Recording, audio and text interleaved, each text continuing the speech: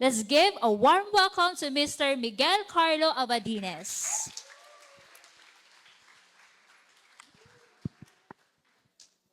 Good afternoon. I think the difficulty of being the last speaker, una, paalis na yung mga tao. Joke lang, okay. And second, no, there is a pressure to synthesize everything that the rest of the speakers have spoken about. Medyo malikot ako. I'll be walking around on the stage. I'm more used to moving, no? But again, thank you to Ateneo de Davao for inviting me to give this short talk, no? Inisip ko habang nakikinig ako, gumagana ba? Wait lang. Oh no. No, it's not. Okay. Ay! Okay, sige. Inisip ko, when I made the title of my talk, I was gonna talk about my story. Paano ako napunta dito? How did I end up in the work that I am in, no?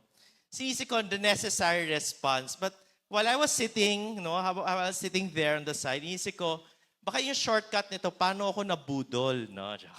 Paano ako nabudol ng mga Jesuits, no? To work with them, no? For the past years, no? But I'd like to, the necessary response. And that kind of summarizes a bit about my life and how I ended up in the work that I do now. Taas kamay, maybe you can raise your hand. Who are the fourth years here? Fourth years? Graduating. All right, an exciting time of your life where you have no idea where you're gonna go. Joke. Okay. Back when I was fourth year, I also did not know where I was supposed to go when I graduated, no? And maybe you have all your questions. You may be thinking about, saan ba ako pupunta? No? Pero the more important question might be, saan ako tataya? Right? Saan ako tataya? Where will I gamble and put my life directions to? There's a famous series of lectures that used to be done in Ateneo de Manila. It was called the Last Lectures. So the best professors of the university, if they were given just one last lecture to talk about, what would that be? And there was a professor that shared, and her talk was about this question: what is your currency in life? What is your currency in life? And she gave examples. For some environmentalists, their currency is the number of trees they were able to plant. For some, it might be the number of scholars that were able to finish their studies. For some, maybe the currency in life is to become rich. How much money will I gain? I start this talk with this question because how you will answer what your currency is in life will determine how you will direct your energy, your heart, and your passions. Is your currency to become famous?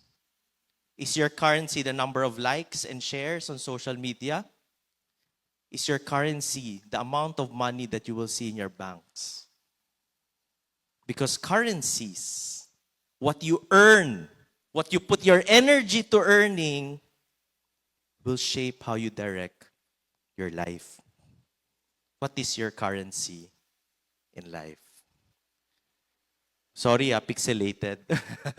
Pangit pa yung mga digital cameras noon. Just a bit about me, I grew up in Singapore. I spent 7 years of my life in Singapore. No, my family was not wealthy. I did not stay in an international school. I actually studied in the local system of Singapore. I studied in their public schools. Cutthroat environment, pressure cooker. Everything about my life was about exams, about excelling in the next exam, and trying to do well. In Singapore, there are only at least I used to believe that there were only 3 ways to become successful. 3 careers. Either you become a business person and become rich, either you become a lawyer and also become rich, or you become a doctor. and you put yourself at the service of others and also become rich. No? But Singapore was surrounded with this story that your life had to be determined. Either you become business person, a lawyer, or a doctor, and that is the only way you will succeed in life. And to a certain extent, my parents kind of took that in. And for the longest time, I also thought that I wanted to be a doctor. Doctor. I wanted to serve my community, and I wanted to serve pa in a extreme way. Oh, Doctors Without Borders. Feeling hero kasi ako noon di ba? Punta ka sa mga malayong lugar. You will serve the people there. You will try to do something for the poor. And I bought that dream. I came back to the Philippines first year college, ended up in Ateneo. And I enrolled. My first course was health sciences. My track was supposed to be maging doktor ka.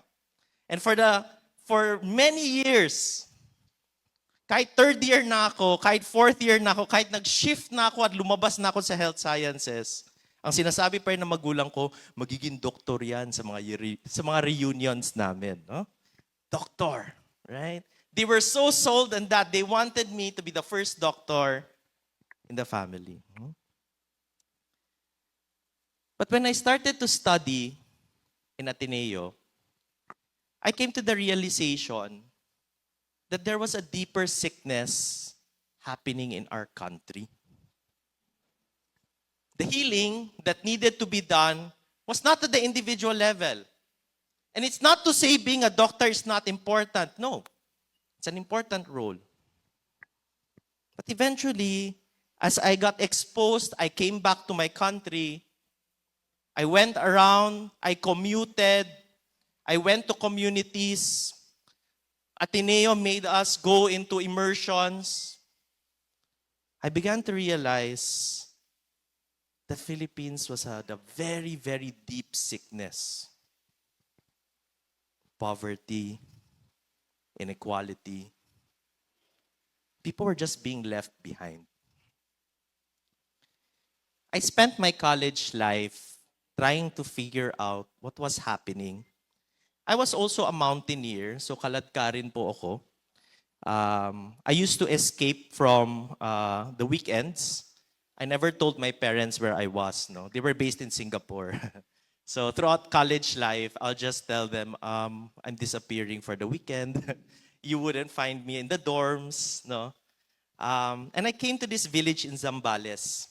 Inimbita ako ni Ate Beth. Ito mga bantay dagat.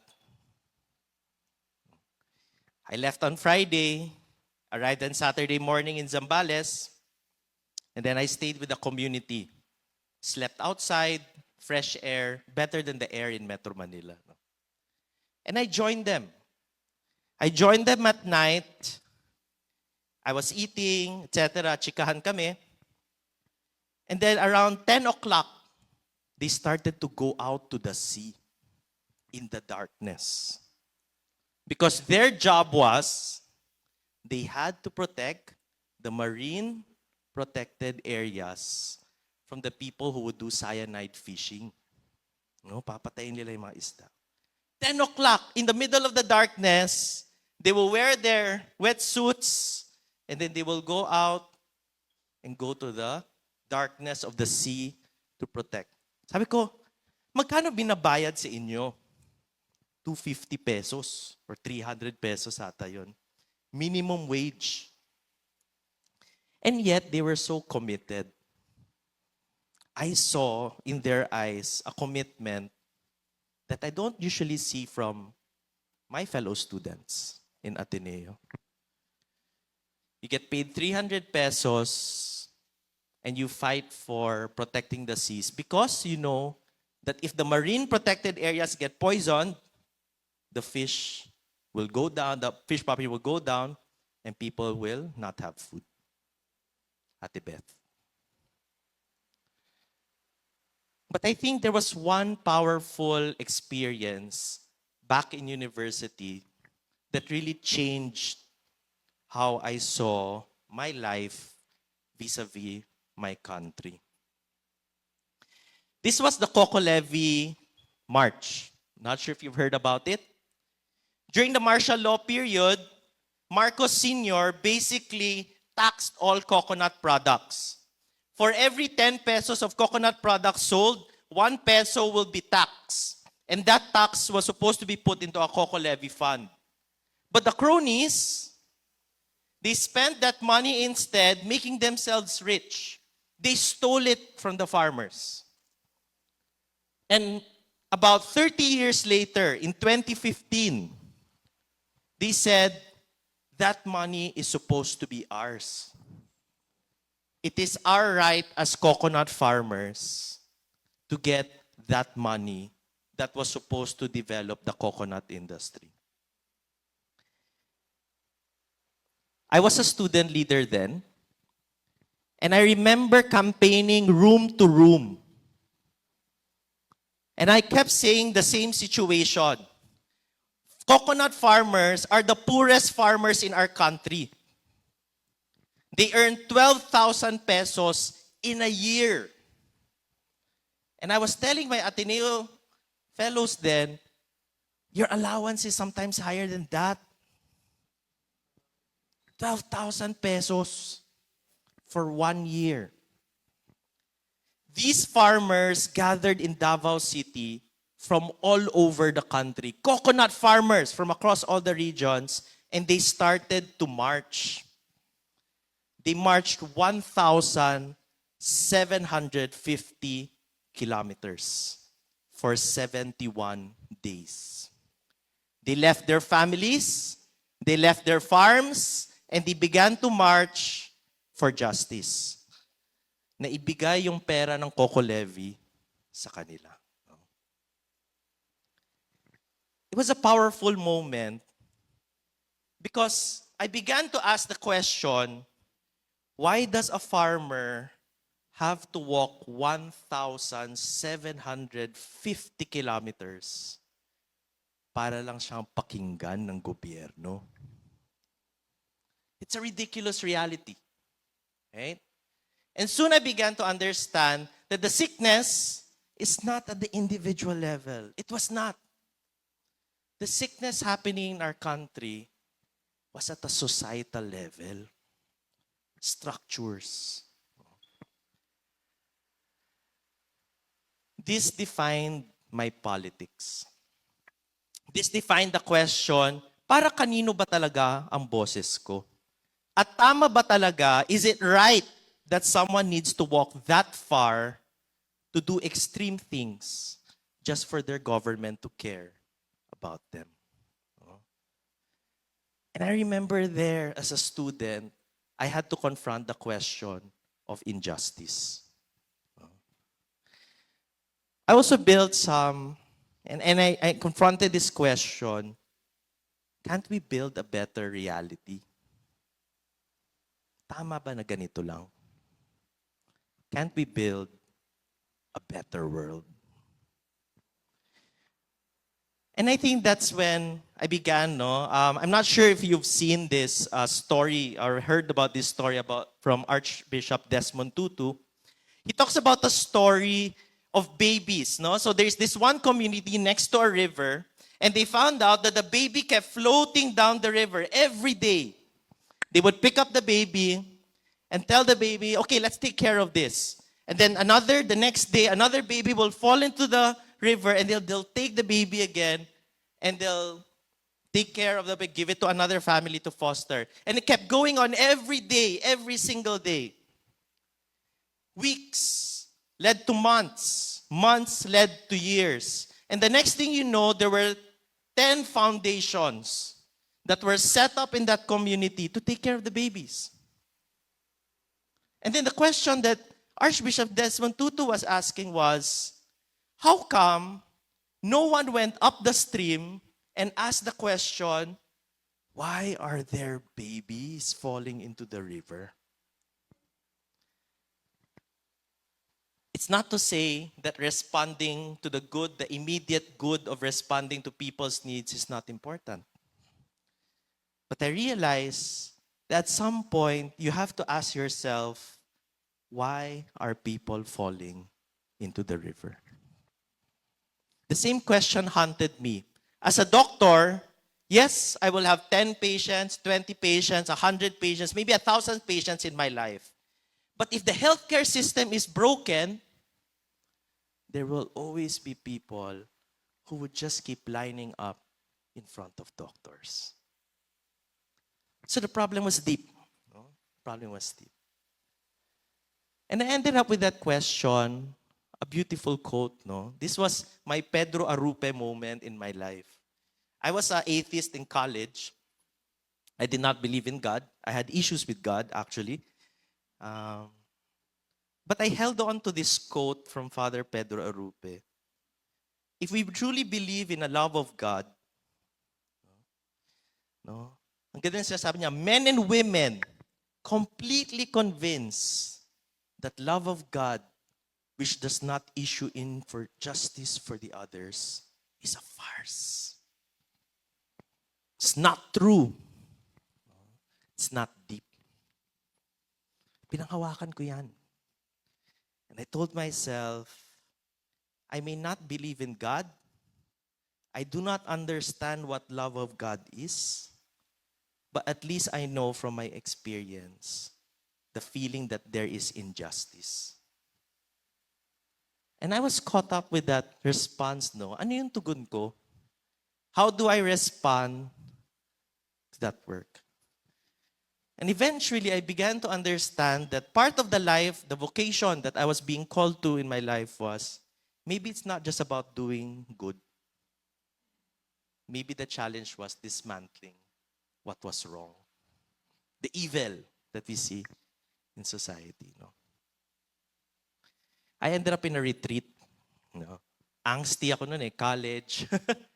Pagod na pagod ako. 3 years of serving as a student leader, walang bayad, lahat volunteer work, di ba? I went on a retreat. 8 days. First time. I've never done a silent retreat in my whole life. But I realized, parang 8 days of free vacation. Just, di ba? I took the opportunity. I went on an 8-day retreat and I went in Mirador. I had 2 offers then. One was in government that had a good pay, to be honest, in Department of Transportation. And then another NGO, a small NGO, half the pay of what government could offer to do political work. No? And that was one of the things I prayed for when I was here. 8 days, no? 8 days. And what happened to me? Nabudol ako. Just. Okay? And I came out thinking, if there was anything I would do with my life, if there was anything I would work on, if there was anything that I felt I was going to be called to, my journey was leading me, choose the more loving and life-giving thing. Parang yun na yung motto ko sa buhay. Kahit di ko naririnig ang Diyos, hindi ko siya gets, di ko alam ano yung gusto niyang gawin, sasabihin ko pa rin sa sarili ko, basta piliin natin where we give life to others and where we can love even more. Always choose. You cannot go wrong with this direction. No? And the beautiful thing was that I ended up in this NGO. Simbahan Lingkod ng Bayan, no? A small NGO, mga Jesuitay nakatira sa taas. Okay, our office was literally just below the Jesuits' quarters, no? And I ended up there, no, working in SLB. I was 10 kilos thinner. All right, it was a small office. I chose the one that gave less money. Hindi ko gets bakit, no? But I was tricked by the Jesuits. But I ended up here. Simbahan Lingkod ng Bayan, and I had no regrets. In my first year, I traveled around the country to give political education, to talk about elections, to talk about how power belonged to the people. No? That was part of my vocation. So I went around, kahit konyo kid pa ako noon, no? My Tagalog was improved with all that field work.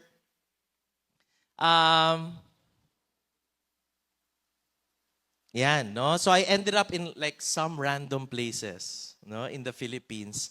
And amidst all the problems I saw when I was studying in college, I also saw all the good things, the beautiful things. The Filipino that was struggling, the Filipino that was fighting, the Filipino that continued to hope, no? And I had wonderful companions with me. I never expected to speak in front of a rally. I ended up doing that kind of work. Yung hindi nyo lang nakikita dito sa scene na to. So, this was the petition against the burial of Marcos in libingan ng mga bayani. No? And ito yung mga against. There were about like 50 of us. Do you know how many of them were in front of us? There were like 900 red shirts in front of us who were like telling us, you were too young, you know nothing about martial law.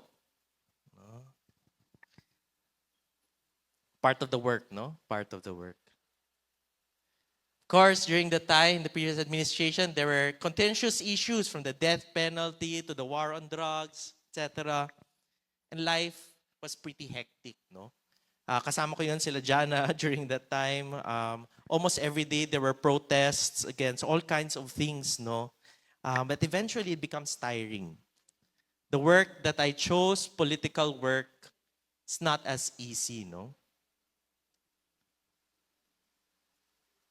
I went to the Congress, ang dami namin kasama mga madre, lobbying against the death penalty, no? And we watched the Congress people making decisions on behalf of the people without really talking to the people. Bakit? No. Why? Why do I do this? I was asked to share maybe a vocation story about why am I in the social apostolate? Why do I do work in politics where after 10 years of doing this, hindi din ako sure kung ano yung naging impact ko. I don't know what impacts can be made, how many people we've empowered, how many people would help to be empowered, to speak up their voice. And why do I continue to do this? There's this quote that I follow. I say, how can I not? I always go back to the story of the Coco Levy farmers. Because one of them actually became my friend, si Kuya Romulo. He passed away already. Naging textmates kami niyan, no? And we usually used to text one another. And he was very thankful that when they arrived in Ateneo de Manila, they were welcomed.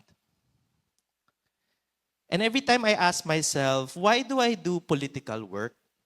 Why do I invest my time in something that feels so futile, that feels like wala nangyayari? Pero alam mo, yung political work na ginawa nila Kuya Romulo, the fact that they marched that far, the fact that they gambled, then they walked, even if they didn't know that the president would meet them, ginawa pa rin nila. And they expected us students to live out in solidarity. When I realized that there are people who continue to struggle, people who struggle to change the system, people who struggle to fight for a better world, a better Philippines, a better reality for everyone, how can I not respond? How can I not respond? And I think that's the invitation for all of us in terms of solidarity. No? Ang ganda ng sinabi ni Pope Francis dun sa, dun sa Fratelli Tutti. He had this beautiful part where he talks about the Good Samaritan. And if you know, Fratelli Tutti was written in the middle of the pandemic. Everyone was depressed. Everyone was isolated. Everyone felt like, ano nangyayari sa mundo? And Pope Francis writes this beautiful encyclical on social friendship where he calls people to universal fraternity. At ang sabi niya, what the parable basically says is that we need to be the Good Samaritan. Right? A beautiful story. That the Levite and the priest, when they saw the wounded person, they said, you know what? I don't want to care about this person, so I will walk away. Right? I'm too busy for that. My currency is my duties at the temple. And so I will go to the temple and I will do my duties and I will not care about the person who was in need. But the Good Samaritan changes. Kasi iba yung currency ni Good Samaritan eh. Klaro kay Good Samaritan that his reality, his story was about taking care of the people around him. And so he goes to the wounded person. And that choice, ang sabi ni Pope Francis, we need people who can rebuild. A community can be rebuilt by men and women who identify with the vulnerability of others, who reject the creation of a society of exclusion, and act instead as neighbors, lifting up and rehabilitating the fallen for the sake of the common good. When Pope Francis wrote this encyclical, parang mas na-gets ko na bakit nandito ako sa trabaho na to. This is the choice that we have to make moving forward. Political work is necessary. I ended up in political work. It's frustrating. There were many times na I remember naglalakad ako galing sa office, no? Tapos pinapag-usapan namin yung dinner. Anong kakainin natin? Sabi ko, nagkikrave ako ng pizza. Sabi ko, gusto ko mag-pizza. Pero sinabi ng friend ko, alam mo, di naman natin afford yan ngayon eh. Kain na lang tayo ng hot shots. KFC lang, yung budget natin, 50 pesos, di ba? Parang ganun, no? And you know, it's a very simple story of how, because I chose this vocation, I had to make the choice. I had to make the choosing na if I want to continue doing this work, some sacrifices had to be made. As simple as not choosing the pizza for that night, choosing the hot shots. Instead of magpapa-laundry ka, ikaw mag-laundry. Di ba? Instead of bibili ka ng bagong table, ayusin mo yung table na yan. And that's part of the work, no? Is it worth it? Maybe that's one of the questions, no? Political work, all this vocation, how I ended up in all of this. 10 years. Hindi ko alam yung impact ko in 10 years, to be honest. But is it worth it? And I'll say yes. Because one, I think I'm amazed by how young people are so capable of organizing. In moments when I actually felt depressed, I saw that when people came together, pwede pala. Kaya pala. We can. So during the pandemic, when government was failing to respond, who stepped up? The people stepped up. Sabi nila, let's organize ourselves. Let's do this. And the young people and the youth were the fastest in organizing for the pandemic. No? The second also are stories of new politicians. SOB entered into this part where at some point we said, you know what, enough political education, enough voters ed lang, let's start training candidates. We need better politicians like ma'am, no? We need a better breed of politicians who will actually change their communities. And so we developed Taratakbo as a program. We trained 380 people, 220 of them filed their COC, and 84 of them won. And one of the people that won was a friend of mine. No, baka kilala niyo siya. No, sila Dave. And they had an interesting story. No, they were clearly a new group, an alternative group emerging from their community, and they campaigned. They built a youth movement in their barangay, and they won. Right? And recently, they won Top SK Award all over the country. Because they showed na hindi mo naman kailangan maging trapo to actually push for good politics. I'll be meeting them later for dinner. And alam mo, they give me hope. They give me hope that the political work I do actually bears fruit. Maybe the other beautiful thing of doing socio-political work, no, and socio-political advocacy is the friends. I wouldn't be here without them. I wouldn't be here with the companions, the people who struggle with me, the people who fight with me to change and make a better Philippines, no. And these are my companions, no, people who I've worked with for many, many years already. Some for them close to a decade already of work, no. So beautiful. Maybe just to end part of my sharing about vocation. It's frustrating when you are in this kind of development work because you want to see results. There are times na hinahanap ko talaga siya, and sometimes I wonder, worth it pa ba na natutulog ako ng 10 p.m.? And I'm still writing that project proposal. I'm still writing this report.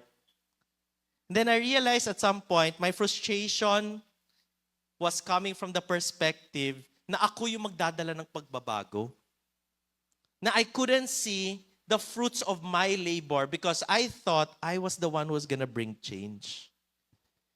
Pero alam mo, at this point, 10 years later, I began to realize I'm just a worker. Just a worker.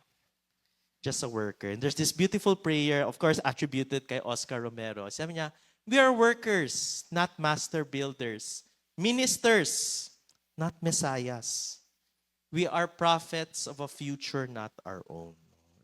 Maybe that's the hope I find in political work. Baka minsan, kung kayo maimbita kayo, if you're invited to do political work as well, it's good to take the long view in mind. No? I'll end with this. This is a beautiful, I went to a retreat back in 2019. And I remember contemplating this. This is the Sea of Tiberias, no? And Jesus basically just resurrected, no? And he talks about calling his disciples. And his disciples, basically, sila Peter, sila John, no? And of course, in-isolate niya si Peter, no? And ang ganda ng imbitasyon ni Lord. Sabi lang niya, do you love me? And if he kept saying, of course, if I love you, etc. And Jesus just kept saying, just feed my lambs. Do the work. Do the work. Do the work of feeding my lambs, tending my sheep, feeding my sheep. No? And remember, wala naman sinabi ni Lord, do you love me? Tapos sabi mo, yes, I love you, Lord. Change the world. Wala naman sinabi si Lord na ganon. Sabi niya, do the small work, the good, consistent work of feeding the sheep, tending the sheep, and feeding the lambs. No? I leave you with this question. What is your currency in life? For sure, I have had many fights with my parents. I did never follow their path. Hindi ako naging doktor. Yung joke ko na lang sa kanila, magiging doktor ako in political science na lang. Joke. PhD na lang, no? But I never became a doctor. Sometimes they said, alam mo, yung mga batchmates mo, may specialty na. Mga specialized na yan sila, no? Pero at the end of the day, bakit ko pinaninindigan? I know my currency in life. Eh. It's not just the number of babies that we take out of the river. It's a lot to do with how do we change society so that less babies will actually fall into the river. No? And at the end of the day, that is politics. But I hope that as you contemplate on the question of what is your currency in life, I end you with the last beautiful, beautiful quote, no, from Father Pedro Arupe. Sabi niya, sanang currency natin sa buhay, it has something to do with the other. Not just about ourselves, becoming rich, becoming famous, becoming popular, but maybe it's also about how much we've done for the other as we've lived. No? And so sabi nga ni Pedro, sabi nga niya, if you want to be fully human, be in the service of others. And with that, I'll end my talk. Maraming salamat.